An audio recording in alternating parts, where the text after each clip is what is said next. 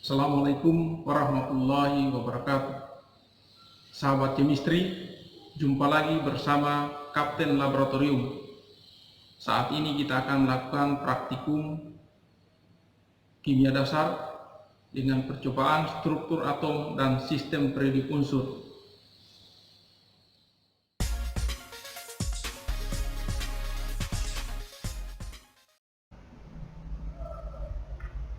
Baik, kita mulai praktikum kita pada kesempatan kali ini,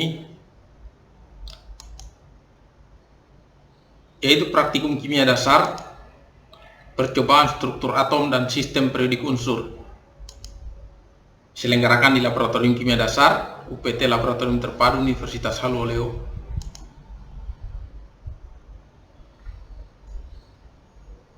Pada percobaan kali ini tentang struktur atom dan sistem periodik, kita akan banyak membahas tentang kecenderungan atom-atom itu dalam sistem periodik.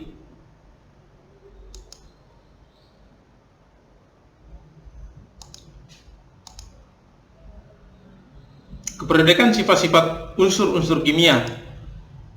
Salah satu keunikan dari tabel periodik adalah unsur-unsur kimia disusun berdasarkan kemiripan sifat-sifatnya. Sifat-sifat suatu unsur dalam satu golongan maupun periode menunjukkan pengulangan yang teratur secara periodik. Bagaimanakah sifat keperiodikan unsur dalam satu golongan maupun dalam satu periode dalam hal jari-jari atom, energi ionisasi, afinitas elektron, dan keelektronegatifan? Dalam video ini nanti akan ada penjelasan tentang hal tersebut. Silakan disimak, kemudian dicatat yang perlu dicatat untuk dijadikan data pengamatan. Mari kita simak secara seksama.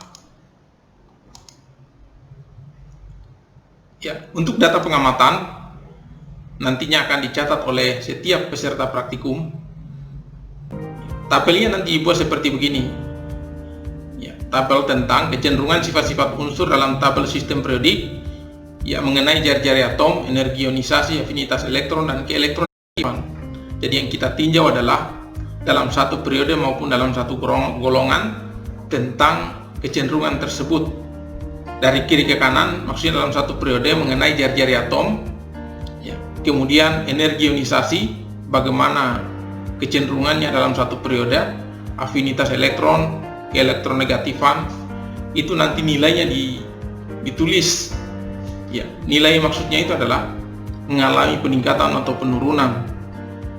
Nanti setelah itu kita akan menjelaskan dalam laporan berdasarkan referensi yang kita pahami.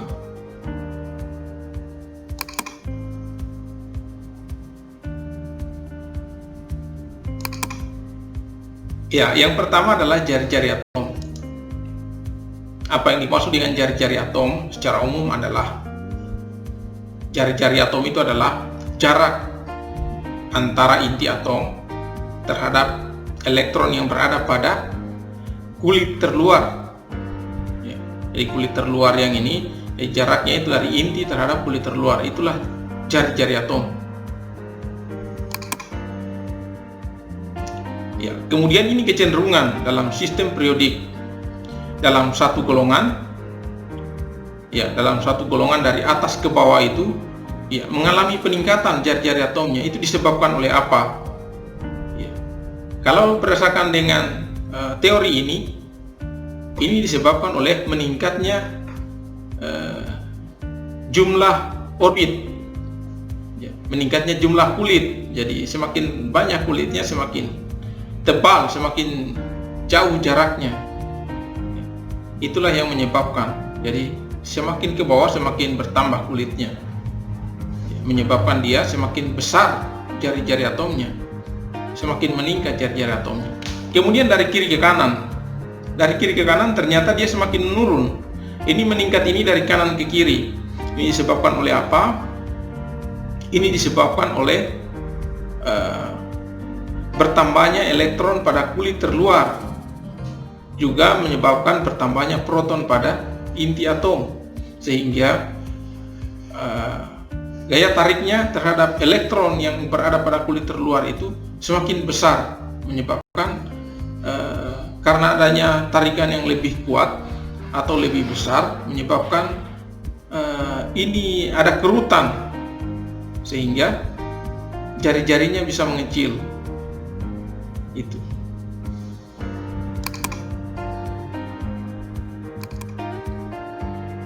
Ya, kemudian selanjutnya adalah energi ionisasi. Apa itu energi ionisasi? Energi ionisasi adalah energi minimal yang dibutuhkan untuk melepaskan satu elektron terluar atau yang terikat paling lemah oleh suatu atom atau ion dalam keadaan gas. Itulah pengertian energi ionisasi. Nanti dari energi ionisasi juga ini kita akan menjelaskan dalam laporan kita mengapa dari kiri ke kanan itu dalam satu periode dia meningkat energi ionisasinya, disebabkan oleh apa. Kemudian dari atas ke bawah energi ionisasinya menurun. Ini kenapa bisa terjadi demikian. Nanti dicatat saja dulu di data pengamatan. Dari kiri ke kanan dia meningkat, dari atas ke bawah menurun. Dari atas ke bawah dalam satu golongan menurun energi ionisasinya. Ini nanti yang coba kita eksplor dalam laporan kita, mengapa dia demikian. Selanjutnya afinitas elektron. Ya. Ini juga kita tinjau dalam kecenderungannya dalam sistem periodik. Dari atas ke bawah dia menurun, kemudian dari kiri ke kanan juga meningkat. Ini sama dengan energi ionisasi.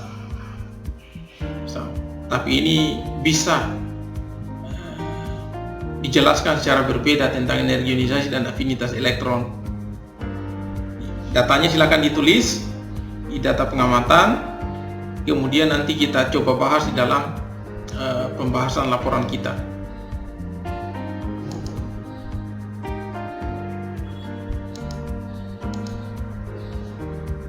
Selanjutnya ke elektronegatifan atau biasa disebut elektronegativitas.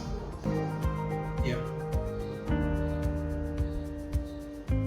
Apa yang dimaksud dengan elektronegativitas atau keelektronegatifan adalah kemampuan atom untuk menarik elektron dalam suatu ikatan kimia. Ya, elektronegatifan. Nah, ini juga kecenderungannya dalam sistem periodik. Dari kiri ke kanan semakin meningkat, dari atas ke bawah semakin menurun. Ini disebabkan oleh apa?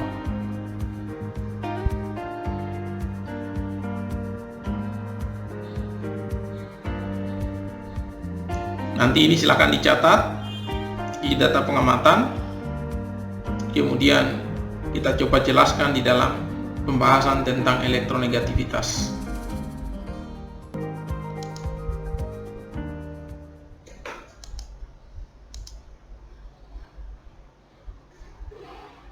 Selanjutnya kita akan masuk pada prosedur berikutnya. Silakan disimak, kemudian diperhatikan, dicatat yang perlu dicatat, dan kalau ada yang kurang jelas nanti silakan berkomunikasi dengan asisten masing-masing.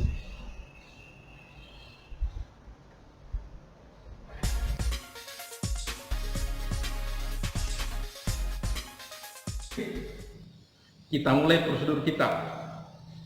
Yang pertama kita isi air pada tabung reaksi, ya. Air, kemudian kita tambahkan dengan indikator fenolftalin.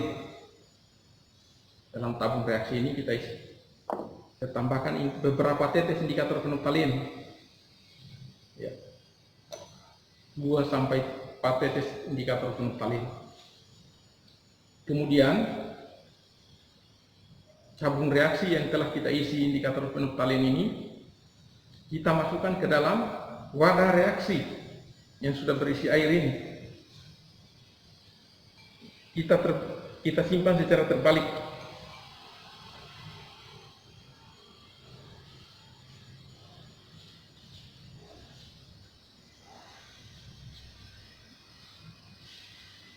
Maksudnya kita simpangkan tabung reaksi dengan penambahan fenolftalin untuk menguji hasil reaksi antara logam kalium terhadap air. Jadi nanti akan ada reaksi antara kalium dengan air atau H2O akan menghasilkan apa? Secara teoritis dia akan menghasilkan basa KOH. Jadi makanya kita uji dengan indikator fenolftalin. Apa betul yang dihasilkan itu basa? Kalau dia basa, dia pasti berubah warna dengan menggunakan indikator fenolftalin. Baik, kita langsung pada prosedur selanjutnya, yaitu kita menyiapkan tisu.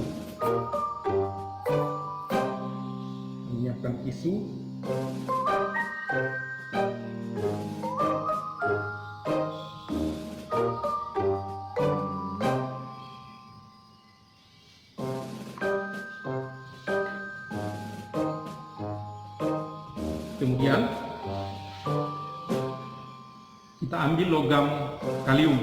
Logam kalium ini disimpan di dalam suatu wadah yang aman. Dia selalu direndam dengan cairan khusus yang dapat meredam reaksi kalium dengan udara bebas.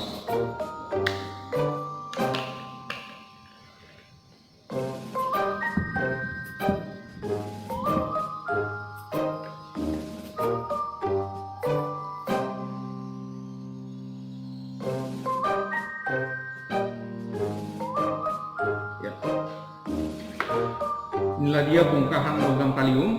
Ya, di dalam masih banyak bongkahan yang kecil, ada bongkahan yang lebih besar dari ini. Kita tetap berhati-hati dengan bahan yang satu ini.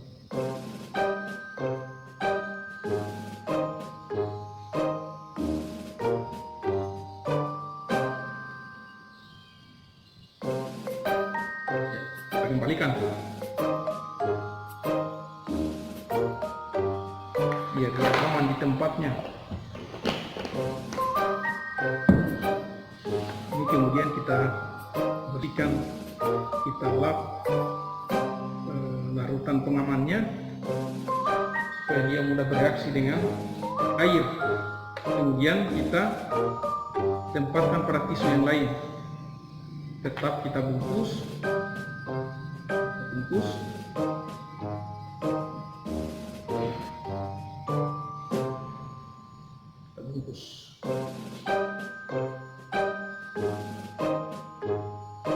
Ya, setelah kita bungkus, kita akan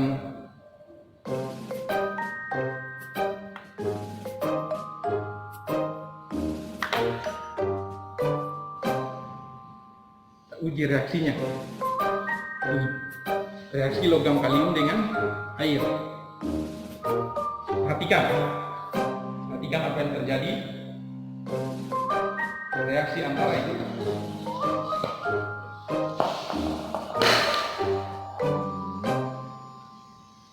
sangat menarik. Reaksinya ada asap, kemudian ada percikan api, juga ada ledakan kecil. Jadi sangat kecil saja logam kalium bereaksi dengan air bisa menghasilkan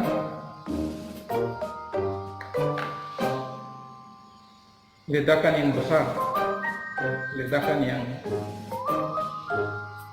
kecil saja. Logam kalium yang kita pakai untuk bereaksi dengan air sangat kelihatan reaksinya. Jadi tadi ada asap, kemudian ada percikan api, ada ledakan. Kemudian kita akan uji.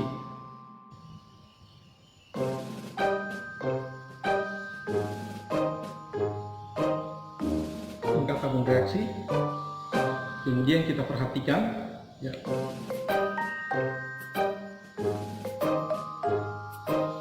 Larutan yang ada di dalam tabung reaksi ini telah berubah warna menjadi warna merah muda. Artinya apa? Larutan yang ada di dalam tabung reaksi ini telah berubah menjadi KOH setelah direaksi. Air yang ada di dalam ini bereaksi dengan kalium. Kenapa KOH? Karena tadi sebelum bereaksi kita tambah dengan indikator fenolftalin tidak berubah warna. Ya. Setelah bereaksi dengan kalium, isi tabung reaksi ini berubah warna menjadi merah muda. Ya. Artinya bereaksi dengan kalium, air bereaksi dengan kalium membentuk KOH. Oke.